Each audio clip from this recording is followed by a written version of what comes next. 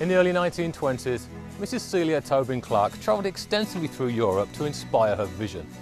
A vision to create an English Cotswold-style Tudor estate on 250 acres of hilltop, just minutes from San Francisco.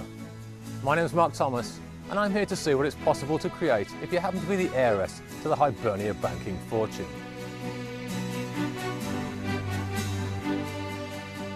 As one of America's most prominent families of the early 20th century, there was no limitation to the grandeur that could be achieved. Known as the House on the Hill, this estate is without peer in its architectural design and has been described as one of the most spectacular private residences ever created. Designed by renowned architect David Adler and completed in 1931 at a cost of $1.5 million, the equivalent of over $20 million in today's currency.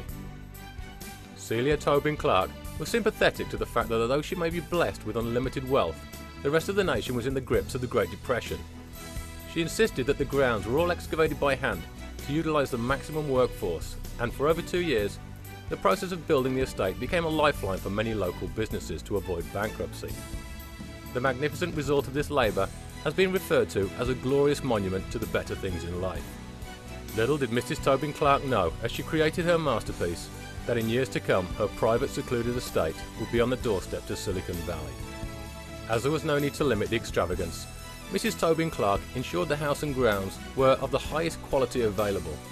Entirely hand-built with Carmel stone, timber and slate, the estate now exhibits a beautiful soft patina, only evident with a true historic building.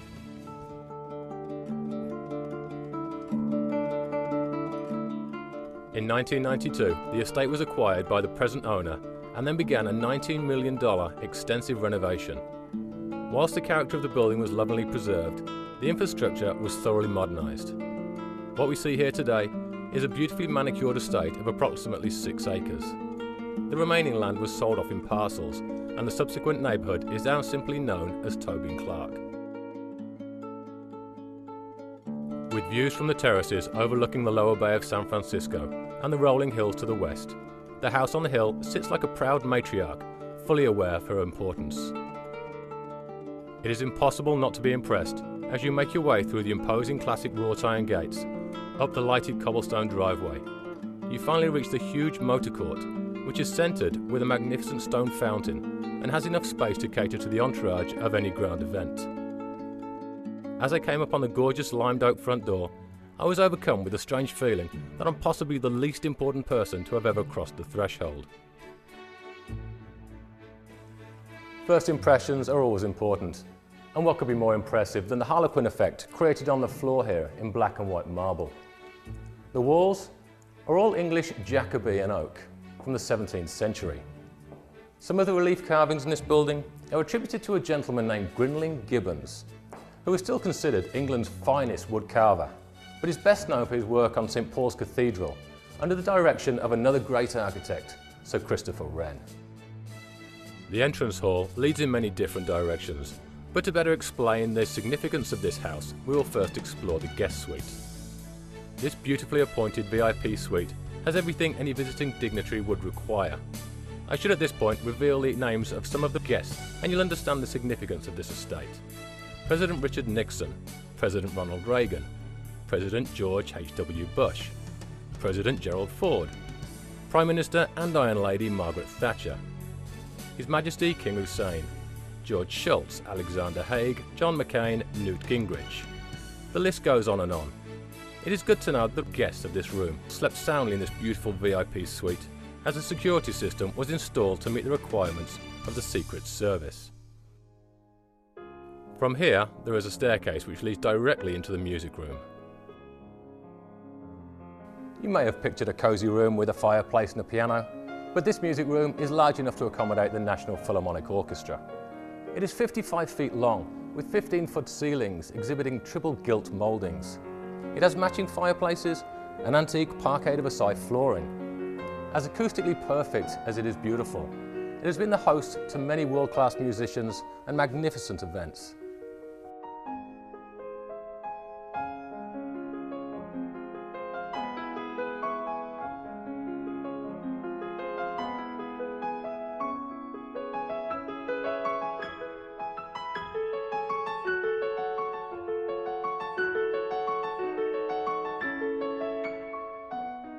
From the music room, you have access to the magnificent dining room, which has ample space to entertain a full banquet.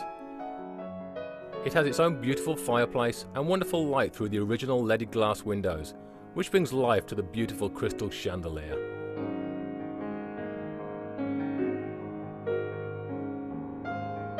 Just steps away, you come across the one room in the house meant solely for relaxing. Here you are forced to do nothing but enjoy moments of privacy and enjoy the gorgeous views of the natural surroundings.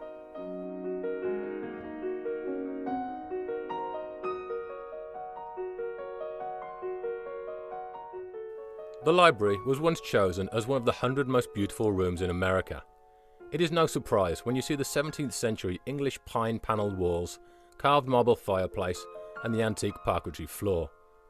The double leaded glass windows give you views to the grand courtyard, which is a picturesque setting for elegant garden parties, where you can imagine the magnificent galas attended by high society dressed in full Elizabethan finery. This house is complete with all the best things in life, including this wonderful bar, where over cognac and cigars, world leaders have indulged in intimate conversations, ranging from golf to world affairs, and occasionally venturing downstairs to select a bottle of wine from the 1700 available. To cater to an estate with this much entertaining potential, you certainly need adequate facilities. Well, here we actually have 3 kitchens, housed in their own wing with dumb waiters feeding directly to the upper floors. In the lower level there are banks of china storage, and protecting the silver and wine rooms you will find actual bank vault doors, which are relics from the original Hibernia banking legacy. A house of this grandeur deserves a befitting master's quarters, and the residence level provides the owner a private oasis. The now powder room was at one point the gun room, which I consider to be a positive indication of quieter times. The residence suite also comprises 3 office retreats and bedroom suites replete with exquisitely appointed bathrooms, which give the finishing touch to the luxurious escape.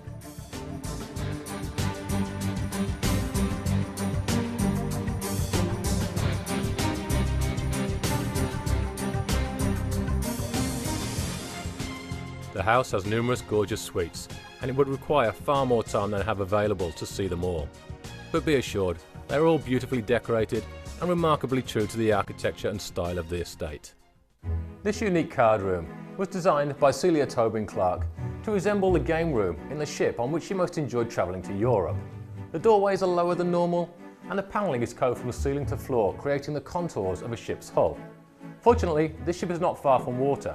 As you step through the beautiful doors, you are greeted by a truly classic swimming pool and a cabana equipped with its own kitchen and bathroom.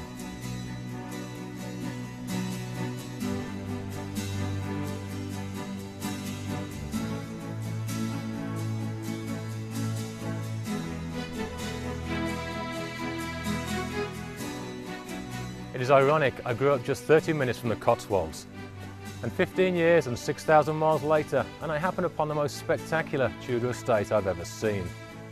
Mrs. Celia Tobin Clark took all that was quaint about English architecture and paired it with a huge dose of American grandeur. It was reported nothing ordinary ever happened here, and I can only wish that nothing ordinary ever does.